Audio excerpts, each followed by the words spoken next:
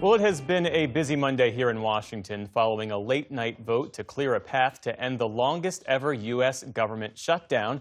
We're joined now by our Politics Monday duo. That's Amy Walter of the Cook Political Report with Amy Walter and Tamara Keith of NPR. It's great to see you both. So, Tam, how do you interpret this deal by the 7 Democrats and the independent senator who caucuses with the Democrats to join with Republicans and ultimately reopen the government? So, as Senator Kaine put it, he was sort of factoring in what they could possibly get, and these moderates seem to believe that there wasn't much more that could come from a longer shutdown, but there was a lot of pain happening. So that is what they're out there saying. I will note that all of them who signed on to this, all of the Democrats who signed on to it, are either retiring or don't have an election in the coming year.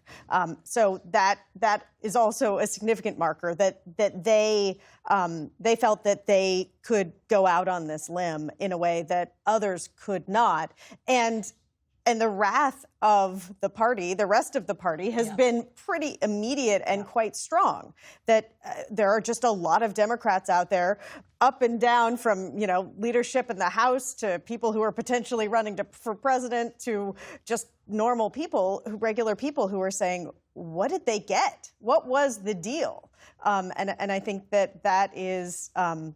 That is something that is roiling Democrats. Dems were in total array last week when they were winning, and now they are back in disarray this week. Well, we'll pick up on that point, Amy, because the message from the Democratic base has been clear. They want to see a fight. And there's a recent poll by NBC which shows why Democrats, broadly speaking, take issue with the way this all came together. When you look at these numbers, what do you see? Right. So this is back in Trump's first term. Most Democrats tell the NBC poll, we think that Democrats should work or compromise with Donald Trump over sticking on principles and potentially doing, more damage. Now, we're going to put up the next slide. The next slide you'll see is in 2025, those numbers have completely flipped. And so now 65% of Democrats saying Democrats should put up a fight no matter what. And only a third of Democrats saying, we think you should compromise with Donald Trump. We talk a lot about how much the Republican Party has changed in the 10 years since Donald Trump has come on the scene. We don't spend as much time talking about how much the Democratic Party has changed in the years since Donald Trump hit the scene. And this poll is a great reminder of that. This is a party that is much less interested in giving the benefit of the doubt to this administration. They're much less interested in believing that there is compromise to be had, and they want that fight, which is why the roiling is going to continue for some time. And it is kind of remarkable. It's across the ideological spectrum. It's not just liberals who are upset.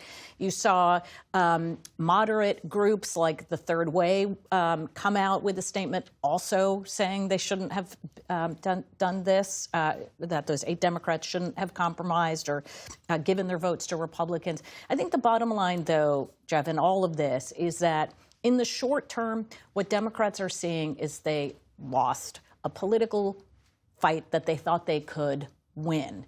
And they come away after 40 days with nothing tangible to show their base. There's no extension of the ACA credits. However, for Republicans looking at this, I don't think they should feel entirely comfortable saying they won. Because if we learned anything from Tuesday's election and looking at the polling up until then and continuing, the number one challenge for Republicans in 2026 is this issue of affordability. And without a vote, one way to fix their affordability problem is actually to take a vote on extending Obamacare subsidies.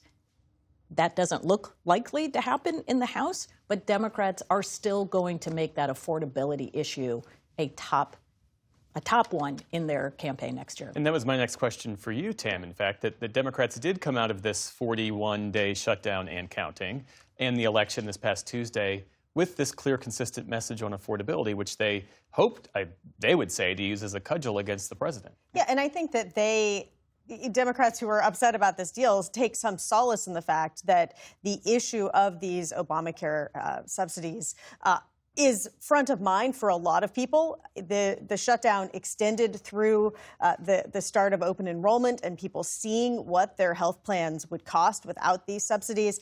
And so some of the Democrats I'm talking to say, well, they did tee up this fight to potentially hurt the president and Republicans, making it clear who would be responsible for these costs being higher. And you see President Trump pivoting to affordability in a big way. He is literally using the word affordability far more in the days since that election than he did in the weeks and months before it.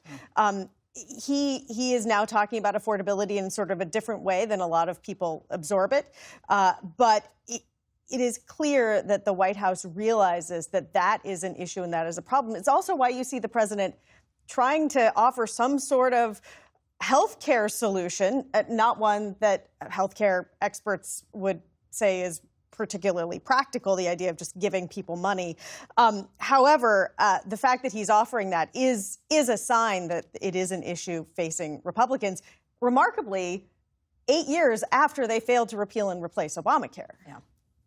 And that I think gets to the heart of it. I was texting with a Republican source after the Tuesday elections who said, boy, this seems like a really good opportunity for Republicans, or a wake-up call for Republicans on what to do with this healthcare issue. Take a vote on Obamacare subsidies. There are plenty of Republicans who would like to say that they voted for something that reduces costs for people. Amy Walter and Tamara Keith, our thanks to you both.